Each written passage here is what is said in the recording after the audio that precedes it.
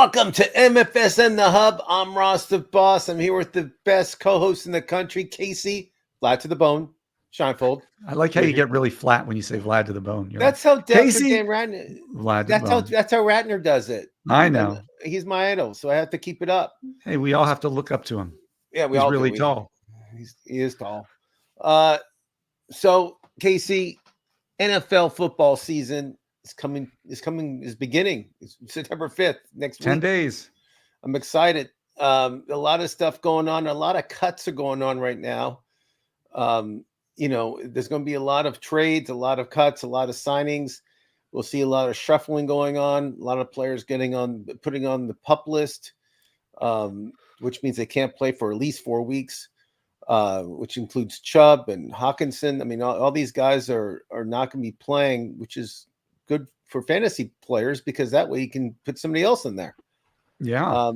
Casey, so you and the preseason's over. We're in season mode, and you watch CeeDee Lamb sign a huge contract, which I didn't understand. Why do the Cowboys wait and wait? Which we knew it was going to happen eventually. Why would they wait like right after preseason to sign him instead of like signing him 2 weeks before? At least they can get a preseason game in. What's the strategy, Case? Well, we don't know how the negotiations went. Maybe CD finally dropped his price a little bit to get it signed before the start of the season. I mean, we knew they weren't gonna not sign him, but he might have been asking for $30 million a year initially guaranteed instead of the 25.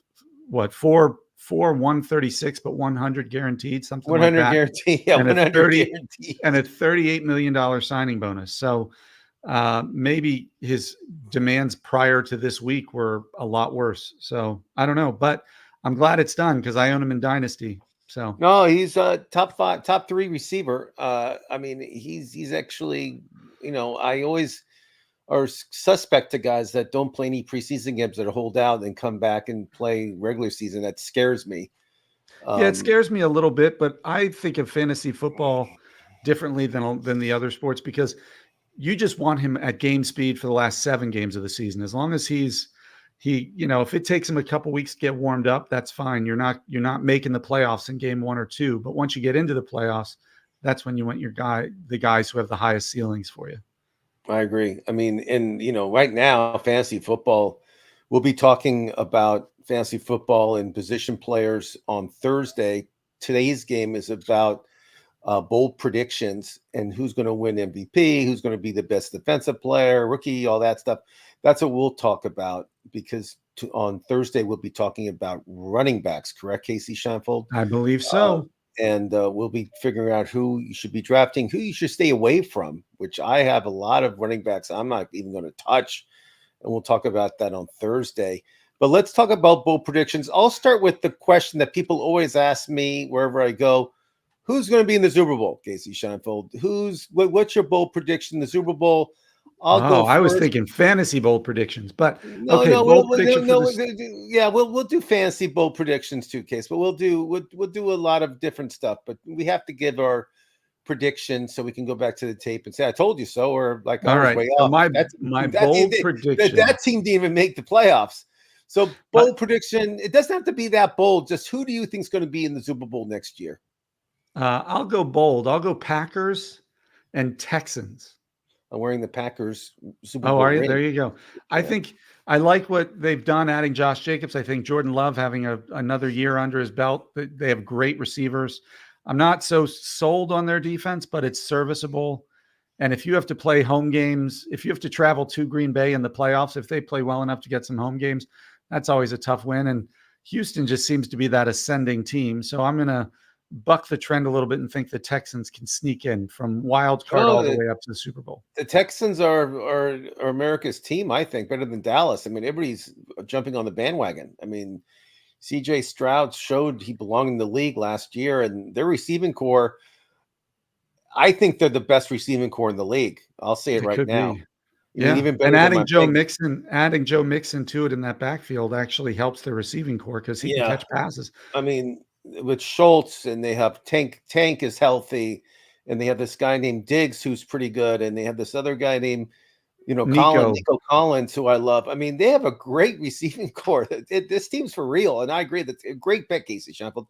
I'm jumping.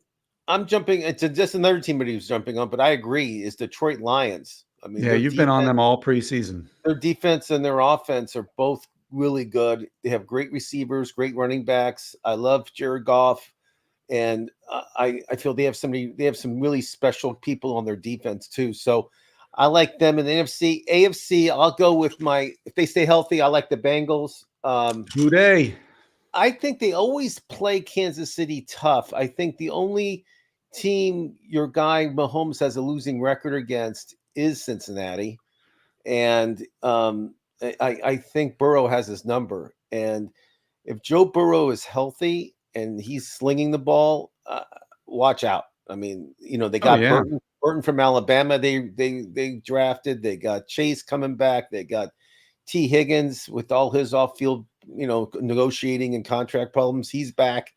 So it's going to come down to Zach Moss and Chase Brown. If they can hold up in that backfield, that's the only question mark for the Bengals right now. Yeah, but I like Chase Brown. I like Zach Moss. I think they'll make a good combo. So Casey, I have no certain order. I'm just going to go through this real quick, and then we can talk. If you want to talk about some fantasy bowl predictions, we can do that too. Defensive Player of the Year, I'll go first. Arden Hutchinson from the Lions. I love Hayden. I can't. And then T.J. Watt, I like him too. So between those two guys, Hutchinson almost led the league in sacks last year. The only reason he didn't is because he didn't play a few games. And TJ Watt was hurt a lot last year too. But if both of them stay healthy, it's going to be a great match to watch for the defensive player there. Anybody you want to add to that? Well, I mean, TJ Watt is obviously has to be at the top of everybody's list, but I'm going to also throw Micah Parsons in there. I just think I'm not a Dallas Cowboys fan at all. I am a Penn State fan, and he's a Harrisburg guy where I live now, but he is so dynamic on the field. If he stays on the field and Dallas decides to win a playoff game for the first time in what feels like forever, I think Micah Parsons is going to be a big reason. The other guy I love is Sauce Gardner. I just love the swagger he brings to it, and the name is perfect. If he's a shutdown corner again, and the Jets surprise with Rodgers staying healthy and stuff, I think Sauce Gardner could get some attention there too. I like that. I like how we both had different players because we don't talk really until we do the show, and I have no idea what's going to come out of your mouth, which is great. Passing yards leader, Casey Scheinfeld. Why don't you go first? Give me two. I am going to go with Kirk Cousins. I just think that's a bold prediction. I love it there. I just think I think he's going to do great. And then I just think that Matt Stafford is going to air it out like crazy too. So those are, Tua, I think is the popular pick. He did it last year. He's got great receivers, and we know that Miami loves to throw the ball, but I wanted to go a little off the boat. So I'm going with Kirk Cousins and Matt Stafford, two old guys. I'll take Jared Goff and CJ Stroud. I think Detroit is going to be throwing the ball a lot, and I think they have a good receiving core. In CJ Stroud, as I mentioned before, I think Houston probably has the best receiving core. So those are my two picks. And then receiving yards, Casey Scheinfeld. I'll go first. Receiving yards to lead the league in receiving yards, not catches, but yards. I'm taking Tyreek Hill. I know it's not that bold. He did it last year. It's not bold, but it's still. I like Tyreek Hill. Who do you like? Give me one. I like Jamar Chase. I think a healthy Jamar Chase and a healthy Joe Burrow is a scary combination. We haven't really seen it. And there's not a lot. I know T. Higgins is a big option there, but if Chase averaged close to 100 yards a game, I wouldn't be surprised. So, and then T. Resner pick 9 is with us. He thinks Tua, obviously for passing leaders, he likes your Stroud pick. And he says, Amon-Ra, another guy you're super high on, could be the receiving yards leader. My worry about him is Sam Laporta, Jahmyr Gibbs, and Jameson Williams, and whether he becomes, he's dynamic. He's top 5, absolutely. But I don't know if he's ever going to lead the league in yards.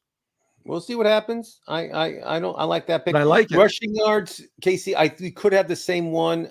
I like JT. I like Jonathan Taylor. in Indianapolis. I know you're high on him. Who's your I rushing am, but leader? I'm going to go with Derrick Henry. I think Derrick Henry I in love him. Baltimore is a beautiful pick. As much as he's, I think, in his age 30 season, he hasn't had this type of offense around him in it feels like since he was at Alabama, and so I think he's going to find running there to be a dream. I love Jonathan Taylor. I love Bijan, Brees Hall, and Christian McCaffrey, obviously, but those guys get 300 to 400 of their yards, I think, through the passing. Derrick Henry tends not to catch a lot of passes, so I think he's the guy I'm thinking will rush for the most. Most. Oh, hold on 1 second. I'm holding. Our 9 Inch Nails fan has a question for you. Do you think Derrick Henry is going to score 20 touchdowns? No. No, I don't think anybody is, but he could certainly lead all running backs in rushing touchdowns. The only one that can do 20 touchdowns is McCaffrey. That's it. I mean, remember last year, every week he was getting. I mean, remember every week he was like a touchdown every week. And I play in leagues where if your guy gets a touchdown, it's worth like double points. So he was so I know it's so valuable. Yeah. And it's like he's a beast. So no, McCaffrey is the only one in the league that can get 20 touchdowns. No one else can come close. Casey, this is a good one, and I'm going to ask you: most TDs thrown by a rookie. Who do you got? Most touchdowns scored by a rookie, not thrown by a rookie. Thrown by a rookie. Thrown by a rookie. Quarterback. We kind of know what. I think it's going to be Caleb Williams. I mean, that's low hanging fruit, I think, but he's got a dynamic wide receiving core with Moore and Keenan Allen and Rome Odunze. Even Cole Kmet is a big red zone target. I'd like to say Jaden Daniels, but I think he's going to get most of his with his feet. So I'm gonna go with Caleb Williams. I'm rooting for Bo Nix. I don't think he'll do it, but I'll take the ex-Sun Devil Jaden Daniels. Even though he didn't graduate from there and he didn't get the Heisman from Arizona State, but he should have been. But I'm happy he left because he did win the Heisman. Casey, let's talk about. I'm going to skip a few. Okay, let's talk offensive player of the year. Who do you like? Offensive player of the year? Yeah. I am going to go with Jordan Love. That's a bold prediction. Yep. I'm going to go with the 9 Inch Nails fan who he mentioned. I like Amon St. Brown. Amon-Ra St. Brown. That's my bold prediction. I mean, I could go with Mahomes or something like that. Look, he reminds me of Steve Smith. He just does. If you remember Steve Smith from his Carolina days, a little undersized, but just head. He had a flat head. You could serve hors d'oeuvres on his head. But yeah, Steve was monster. I mean, monster player for Carolina. I remember. Yeah. He was a great player. Casey, league MVP. Go. Who's going to win the league MVP?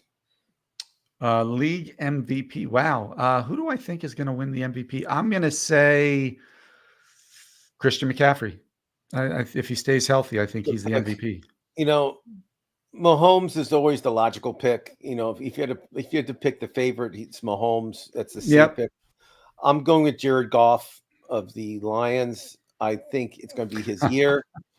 And you laugh all you want. No, I'm not laughing at that. I'm laughing at Resner, who said Will Levis, and then Will Levis is built like a dime. Have you seen what Will Levis is built like? I mean, yeah, he's built like a linebacker. Yeah, I mean, he's like all muscle. I mean, he's like he could be like looks like you, Mr. Olympian. Yeah, I wish. But coach of the year, go. Coach of the year is going to be DeMarco Murray. I'll say Matt Egerflus. How do you say the Bears guy? Egerflus.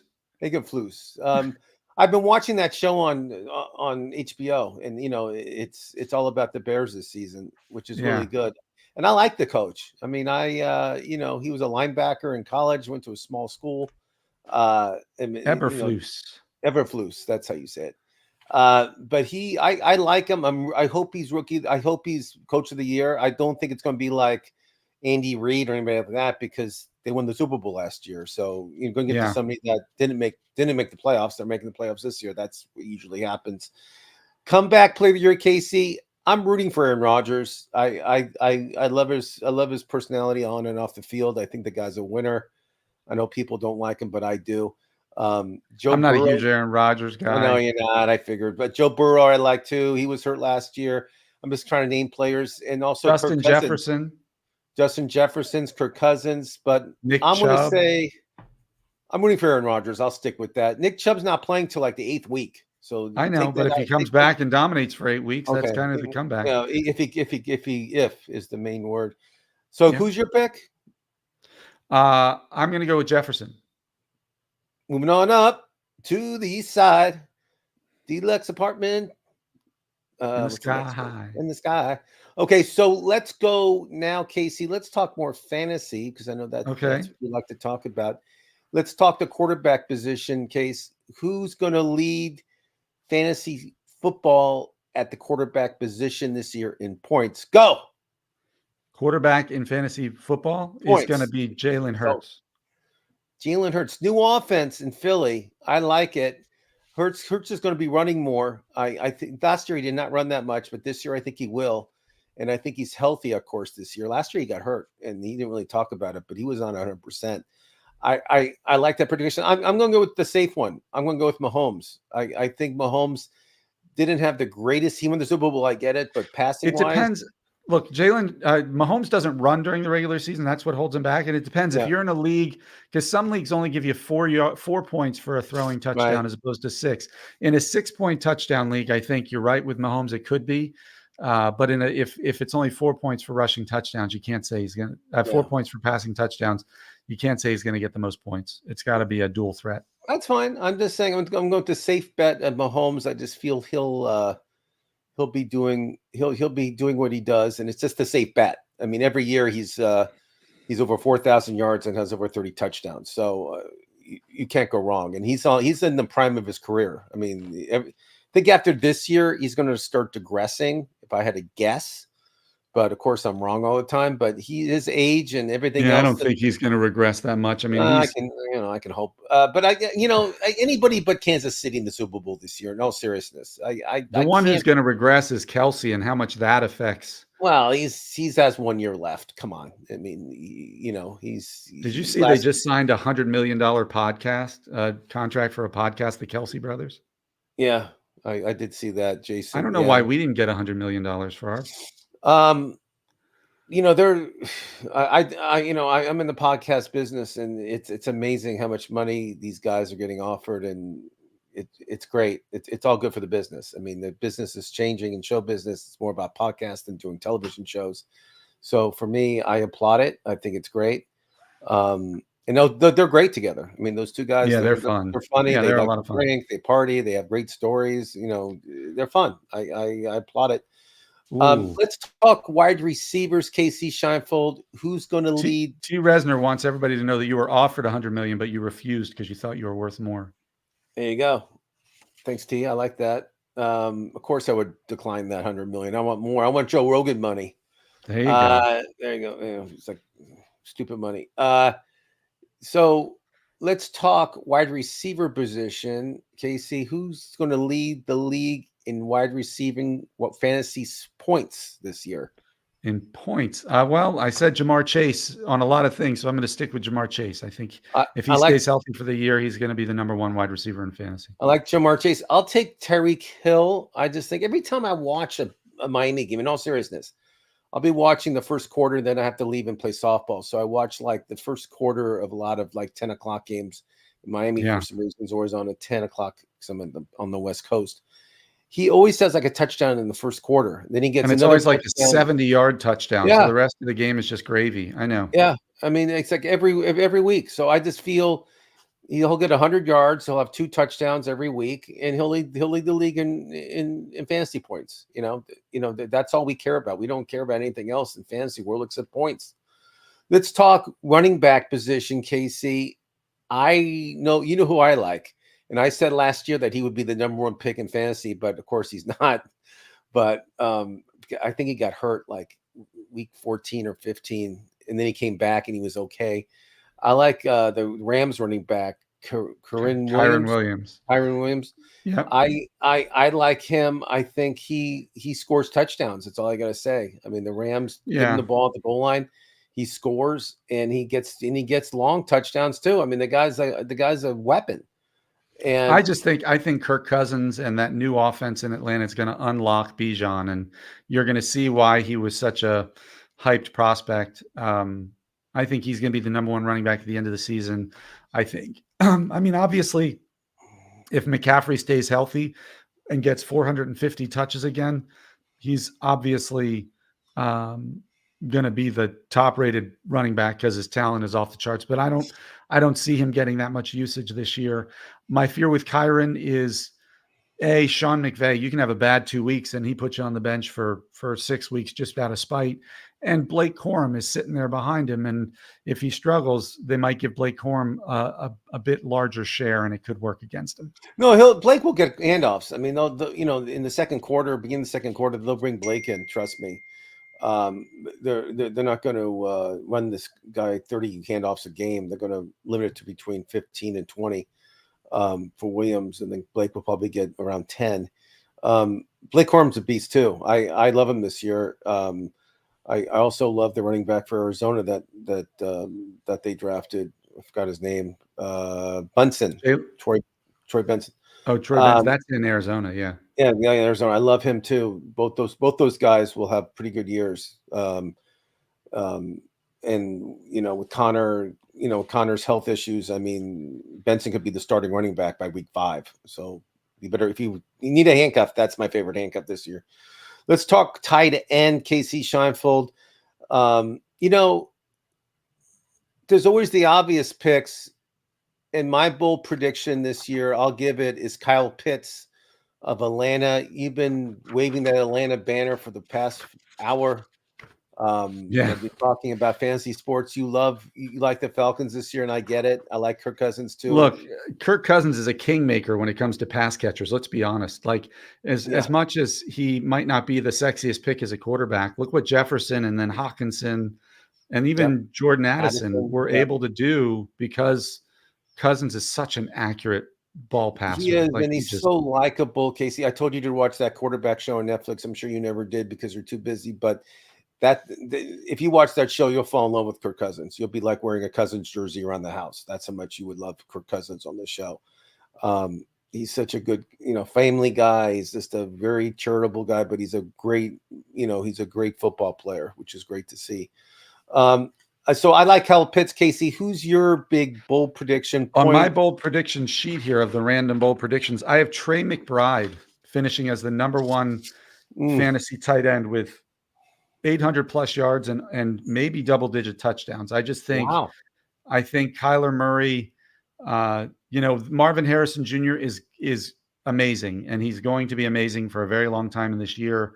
I think Kyler Murray is going to pepper those two with targets all day long, and the middle of the field is going to be wide open for them because Michael Wilson and Marvin Harrison Jr. on the outsides are going to draw so much attention. So I think Trey McBride could absolutely be the number one tight end by the end of the season.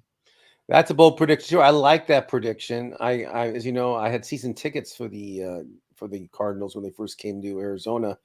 I was in college and I bought. They were so cheap back then. It was like 2 tickets. I think it was like $1,000 or whatever the it was. Season, yeah, the whole season. Yeah, I mean, I was like 40-yard line, 20 rows up. I was watching like Emmitt Smith play. It was great. I mean, it was really fun back then. When Emmitt Smith said he's a rose surrounded by thorns or whatever he called himself when he went there. That's true. Who was the quarterback? Was it Neil Lomax? No, it wasn't Lomax. It was I forgot who the quarterback was, but they were Plummer, wasn't it? Jake the Snake? No, it was somebody else. That was the first season. I forgot who it was. Doesn't matter. But Casey, I hate talking about it. I want to bring it up anyway because people have to draft these players. Let's talk about kickers, Casey. Who's going to lead? I haven't looked at a kicker. Pick Bucher. Pick Lutz. There's a million. How about the what's his name in Baltimore? The one who wins who's the most accurate kicker in history. Tucker. I'll take Tucker. Who's the opera singer? He's an opera singer too. He has an unbelievable voice. This guy, he really does. I couldn't even name 5 kickers in the league. I know you can't. I know you don't like playing in leagues with kickers. I get it, but I'd like Tucker too. He's the most accurate kicker in NFL history. So you did a great job picking him. I'm going to take McPherson of the Bengals just because. Oh, there you go. A homer pick. I'm wearing yeah, I'll just take him. But everybody talks about kickers. I always pick my kicker last. I mean, but during the season, if you lose the game by 2 or 3 points and you said, if I had a better kicker, I would have won, that's when you need a good kicker. So don't take kickers that lightly. But I know kickers are important. If there's kickers in your league, you should know them. I don't play in leagues with kickers. I know you don't. I get it. Okay, let's talk defenses. My strategy with defense is this. I don't draft a defense till like the very, very end. I look at the first week matchups like I did this week, and I took the Bengals defense in most any league I did, not because I think they're a great defense, just because they're playing the Patriots. I take defenses based on matchups. That's what I do. I don't know what your strategy is, Casey. I'd love to hear this. I take it based on matchups entirely. Yeah. And I look at turnover margin. If a team has a lot of turnovers, that's a team I look at. Like, I mean, obviously, I think the big three this year are San Fran, Baltimore, and New York Jets for the season. But I mean, I could see you playing almost anybody. So, look, San Francisco's playing the Jets, so that's not a bad matchup for them at home on Monday night in week 1. You got going against Aaron Rodgers. Ooh, yeah. I don't know. Something about Aaron Rodgers just in prime time scares me. I just think New Orleans at home against Carolina could be a fun matchup, but yeah, the best one is their Bengals and Patriots. Come on, wake up. I mean, the Patriots have a horrible offensive line. They have a rookie quarterback that's going to be running for his life the whole game. The only good player they have at all for fantasy is Stevenson, their running back, but he won't be doing anything because their offensive line stinks.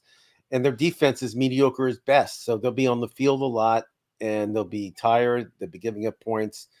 And, it's almost a double-digit point spread right now for the Bengals at home.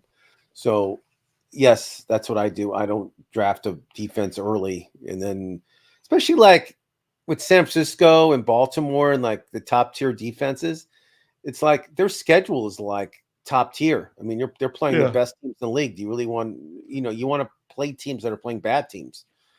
Right. So whoever's playing the Giants, go with them. Yeah, or New England. Casey, anything else you want to add? I have a bunch. I have a bunch of bold predictions here. Let's go. Take over. All right, okay. I have the two. To me, this year, the 2 steals at running back of the draft are going to be the guy you just mentioned, Ramondre Stevenson. I think he's going as RB20. I think he's going to finish probably in the top 12 at running backs because they don't have other weapons, and he's a good pass catcher. Remember last year he was dealing with that ankle injury. It was an inept offense. I'm hoping this new regime kind of mixes things up for him. And Javonte Williams, I think at RB25 or 26, wherever he's going, I think this guy could finish with close to 1,300 total yards receiving and rushing and double-digit touchdowns. And you can get him in the 8th round, 9th round. That's crazy. Yeah. I like him a lot. Let's be honest. Sean Payton has turned pass catching running backs into fantasy gold. Look at what's his face? I'm blanking on his name in New Orleans. Kamari. What's his name? Kamari. Alvin Kamara. Right. I have Josh Allen finishing outside the top 7 at quarterback. I know he's ranked in a lot. Whoa. I just have to stop you. So Josh Allen, who also runs in touchdowns, Casey Scheinfeld, he just doesn't pass for him. He runs. So you think fantasy wise, I'm not talking about passing, I'm talking about fantasy points. You think he'll be? Yeah, I think he's outside. I have him outside my top 7. Okay. I disagree. Okay. Yeah, but these are bold predictions, right? Like that's fine.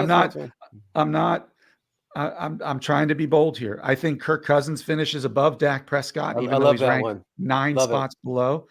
I have Drake London. Again, I'm a Cousins lover. I have Drake London as a top 5 wide receiver this year. I just think he's 6'11", it looks like, when he's out there. He's going to be a red zone love affair there for Kirk Cousins. I think Jaden Daniels has a better fantasy year than Lamar Jackson. How's that for bold? I just think Lamar Jackson isn't going to run as much as he did before now that he has Derrick Henry in the backfield to hand the ball off to. And I think Jaden Daniels is going to be running for his life while he's out there sometimes, and he's gonna even on pass plays get scramble yards.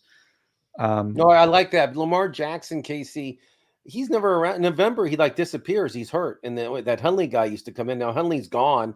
I don't even know who the backup for Baltimore is anymore. I can't name him, but they had Hundley, who was pretty good. I liked him, and he's no longer on the team. He signed with somebody else, but Lamar Jackson, because the style of the play he does, because he runs so much, he gets it so much, he misses time. And I agree with that. I think that's a great bold prediction. I have Jordan Love as a top 5 quarterback this year. I like that. As I said before. He finished off the season, Casey, so good, and he looked so confident, and their team was just playing great.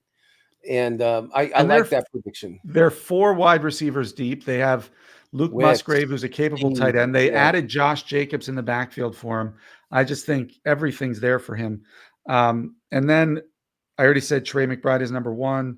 I have Devon Achane being the biggest disappointment of running backs this year. Wow, Texas A&M guy. You don't like him, huh? Wow. No, I love him. I just think he's going to get hurt again and miss 6 or 7 games, and then Muster will get hurt. If you take away his first, those first 3 games he played where he was like scoring 65 fantasy points a game, we were like 200 something yards. Yeah, it was crazy. He wasn't able to reproduce it once they kind of knew what to expect from him. And I think having a full season to scheme against him, don't get me wrong, if he stays healthy, Miami is brilliant in their offensive play calling. They'll get him his big games, but I think you're going to be disappointed with him more often than not, week in, week out. And I have this year's Puka Nacua. Who is that? Adonai Mitchell. I just think this kid in Indianapolis is going to end up by the end of the season their number 1 wide receiver. I think he's going to be somebody. Mitchell's in. I think Pittman is going to be great, but he's going to be a possession type. And I think I've watched some of Adonai's preseason games, and the cat just knows how to play. Like, he knows how to get open. He knows he's fast as can be. He's got good hands. The reason he slipped in the draft is because there were concerns about his off-field stuff. Where's he from? Where did he go to college? Wasn't Adonai Mitchell also at Texas? I think you're right. Makes sense. Sorry, asking a question you didn't know. I'm just curious. Yeah, I think he's because I don't really. Georgia. I know Mitchell is Georgia. He played at Georgia. That's I remember watching him until Georgia was televised every week, so that's why I know the name. I just couldn't remember what school. I agree with you, Casey. I think Mitchell will be a great professional player. I just don't know if his quarterback will be able to give him the ball. We'll see. I mean, I have some. We'll see what happens with his arm. I'm curious to see with Richardson, and I'm just curious to see what happens there. I have no idea what to expect. But his ceiling is huge. The Indianapolis quarterback. And his ADP is 143, so you can get him in the 12th round. Yeah, you can get him on waivers right now if you already drafted. What other bold predictions you got for me? Those are the 10 bold predictions. I like those bold predictions. Thanks for doing that for me. Because I always like to hear some alternative players I can draft late, and you named almost everybody except a couple I can draft really late in the draft, which we talked about in our earlier shows. That's the most important time to draft is the late draft, not the beginning. Yeah. You can put an auto draft and it'll draft you almost the same players you want. It doesn't matter. The late draft is the hard part, and I've seen so many leagues be won by the late draft and so many lost also. It's why you watch the games and study it and watch the draft and everything else. So you get those, those little diamonds in the rough. And, it's such a long season. So many people will get hurt. It's good to have a great bench, which is important. So there you go. Yeah. Casey, we'll be here when? Thursday, 1 Same o'clock time. Pacific, 4 o'clock Eastern. And then later that night, we're doing a live draft on our network where you'll see me in action picking players and giving you explanations why I took that player, when and why and where and everything else. Because during a draft, people don't you think people forget everything they thought of and they just kind of freeze up and they pick the wrong player sometimes? Yeah, people think they do all the prep up until game day, but they don't have it in front of them written down or with a plan. They don't have a plan, and I blank out sometimes too. So. like like Dr. Dan Ratner did with Swift, the running back. He Yeah. blanked out Or and took- you'll draft somebody and then like 7 picks later, somebody goes and you're like, no, that's right. I wanted him. I wanted Cooper Cup. Right. Not I'm thinking of a Freddie Mitchell. not Tyler Lockett. Whatever. Right. Okay, Case. So we're doing that on Thursday. So make sure you guys watch this draft. It's always kind of fun, but this weekend is probably the biggest weekend for fantasy football drafts. Is that true? Last weekend was, and last weekend up until this weekend. Yeah. I think this weekend will be big too, because yeah, it's Labor Day weekend, so some people prefer not to draft on the holiday, but yeah, I'm sure I have one or two drafts. Yeah, but you got your phone. You can draft anywhere in the world. I mean, you don't need to be like at home in front of your computer. You can be on your phone drafting in Hawaii. It doesn't matter. It's always good. It's good to watch the players that are signed too. Like CeeDee Lamb now, his stock went up because he signed, obviously. Well, I'm Ross the Boss. Thanks for watching. We'll see everybody on Thursday. Casey, say goodbye. Goodbye, Ross. Goodbye, everybody out there. Enjoy your fantasy drafts this week.